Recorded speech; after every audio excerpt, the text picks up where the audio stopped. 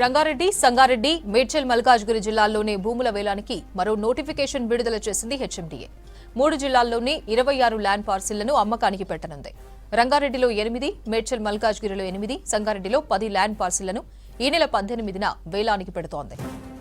బైరాగిగూడ, కోకాపేట, నల్లగండ్ల, మంచిరేవుల, గండిపేట, బుద్వేల్, బాజ్పల్లి, గండిమైసమ్మ, దుండిగల్, చెంగిచెర్ల, సూరారం, ఆర్సీపురం, అమీన్పూర్, నందిగామ, కృష్ణారెడ్డిపేట, పటాన్చెరు ప్రాంతాల్లోని భూములను అమ్మేయనుంది సర్కార్.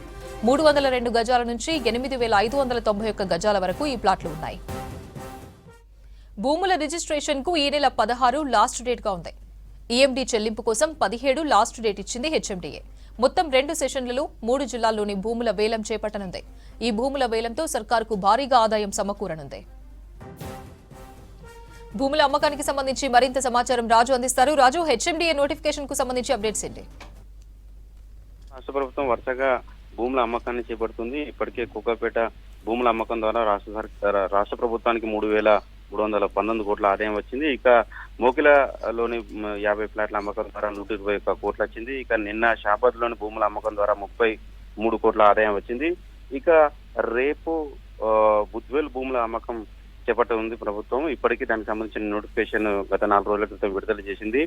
రేపు ఉదయం నుంచి సాయంత్రం వరకు 2 సెషన్లలో 100 ఎకరాలు 14 ల్యాండ్ పార్సల్లను అమ్మకం చేపట్టడం ద్వారా దాదాపు 3,000 నుండి 4,000 కోట్ల దాకా ఆదాయం వచ్చే అవకాశం ఉందని ఇటు అధికారులు కావచ్చు ప్రభుత్వం భావిస్తుంది.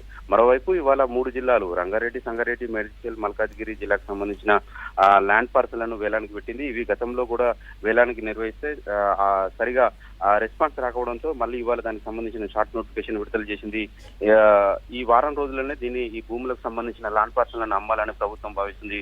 అంటే ప్రధానంగా రంగారెడ్డి, సంగారెడ్డి, మేడ్చల్, మల్కాజ్గిరి జిల్లాల్లోని దాదాపు 26 ల్యాండ్ పార్సల్స్ ఉన్నాయి. రంగారెడ్డిలో 8 ల్యాండ్ పార్సల్స్, మేడ్చల్, మల్కాజ్గిరిలో మరో 8 ల్యాండ్ పార్సల్స్, అదేవిధంగా సంగారెడ్డిలో 10 ల్యాండ్ పార్సల్స్ ఉన్నాయి. ప్రధానంగా ఇవి చాలా వరకు మేజర్ ఏరియాస్ లో ఉన్నాయి. రంగారెడ్డిలో చూసుకున్నట్లయితే కోకాపేట, గండిపేట, అదేవిధంగా మంచిరేవుల, బైరన్గూడ, దాంతోపాటు షేర్లింగంపల్లి, బుద్వేల్ ఏరియాలో ఉన్నాయి రంగారెడ్డి జిల్లాలో చూసుకుంటే. అదేవిధంగా మేడ్చల్, మల్కాజ్గిరిలో చూసుకుంటే బాజ్పల్లి, దాంతో పాటు గండిమైసమ్మ, అదేవిధంగా బౌరంపేట, దాంతో పాటు సూరారం ప్రాంతాల్లో ఉన్నాయి. ఇక సంగారెడ్డిలో కూడా మేజర్ ప్రాంతాల్లో 10 లొకేషన్స్ లో ఈ ల్యాండ్ పార్సల్స్ ఉన్నాయి. 302 గజాల నుండి 8,591 గజాల వరకు ఉన్నాయి. దీనికి సంబంధించిన నోటిఫికేషన్ ఇవాళ విడుదల చేసింది ప్రభుత్వము.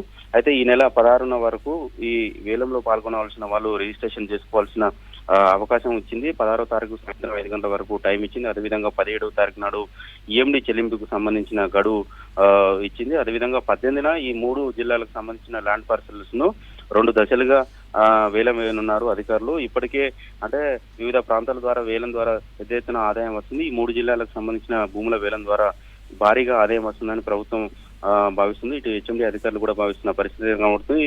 ఎందుకంటే రీసెంట్ గా కోకాపేట భూముల వేలం తర్వాత పెద్ద ఎత్తున రెస్పాన్స్ అయితే వస్తుంది భూముల వేలానికి.